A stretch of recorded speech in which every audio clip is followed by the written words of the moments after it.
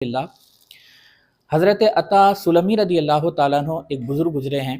انہوں نے ایک مرتبہ ایک کپڑا تیار کیا، اپنے ہنر، اپنی صلاحیت، اپنے فن کے مطابق بہت اچھا کپڑا تیار کیا۔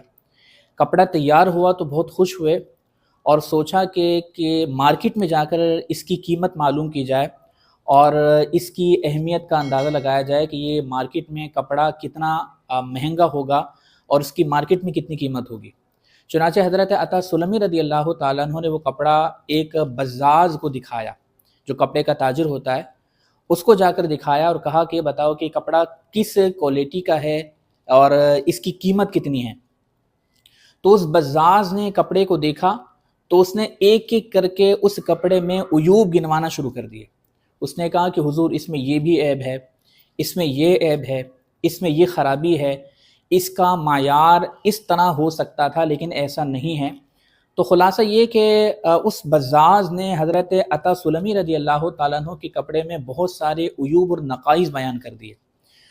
حضرت عطا سلمی رضی اللہ تعالیٰ عنہ جب سنا تو آپ نے زار و قطار رونا شروع کر دیا اور بہت زیادہ روئے۔ تو جو بزاز تھا، کپڑے کا تاجر، اسے رحم آیا، عرض کی کہ حضور آپ کیوں روتے ہیں؟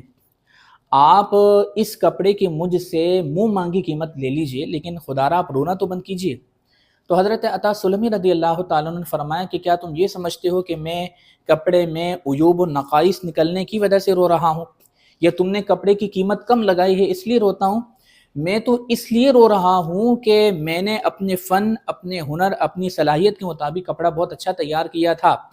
میرے گمان میں یہ کپڑا کامل تھا، میرے گمان میں یہ کپڑا بہت اچھا تیار ہوا تھا، لیکن جب میں اہل فن کے پاس لے کر آیا تو مجھے پتا چلا کہ اس میں کتنی خرابیاں ہیں۔ میں یہ سوچ رہا ہوں کہ میں بہت سارے اعمال کرتا ہوں، میرے فہم میں وہ اعمال کامل ہیں اور میرے گمان کے مطابق ان اعمال میں خرابیاں نہیں ہیں۔ میں یہ سوچ رہا ہوں کہ جب اللہ کی بارگاہ میں حاضری ہوگی اور میدان محشر میں میرے اعمال پیش کیے جائیں گے تو پھر ان اعمال میں کتنی خرابیاں ہوں گی۔ میں اپنے اعمال پر محاسبہ کرتے ہوئے رو رہا ہوں۔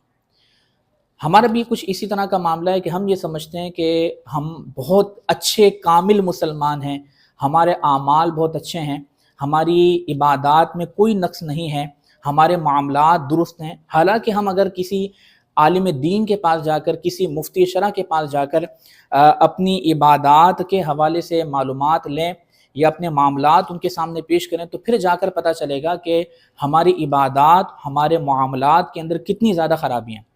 لہٰذا اب یہ جو لوگ کہتے ہیں کہ ہمیں سب کچھ آتا ہے، یہ ایک جملہ ہمارے یہاں پر کہا جاتا ہے ہمیں سب کچھ آتا ہے یا ہمیں سب کچھ معلوم ہے، یہ جملہ خوش فہمی کو ظاہر کرتا ہے کہ گویا کہ ہم خوش فہمی کا شکار ہیں۔ ہم اپنی عبادات، اپنے معاملات کے حوالے سے ظاہری طور پر بڑے مطمئن نظر آتے ہیں، لیکن حقیقت یہ ہے کہ ہماری عبادات، ہمارے معاملات میں بہت زیادہ نقائص ہیں، بہت زیادہ عیوب ہیں۔ کس وجہ سے؟ کہ ہم نے دین نہیں سیکھا۔ لہٰذا اگر ہم اپنے آپ کو کامل مسلمان بنانا چاہتے ہیں اور اپنے آپ کو سچا پکا مومن بنانا چاہتے ہیں تو ضروری ہے کہ ہم تمام وہ علوم سیکھیں کہ جن کو سیکھنا ہر مسلمان پر فرض ہے، یعنی عبادات سے متعلقہ مسائل ہیں، دیگر جو مسائل ہر عاقل بالغ مسلمان پر سیکھنا فرض ہے کہ جن کو سیکھنے سے ہم کامل مومن بن سکتے ہیں، وہ سیکھنا ضروری ہے۔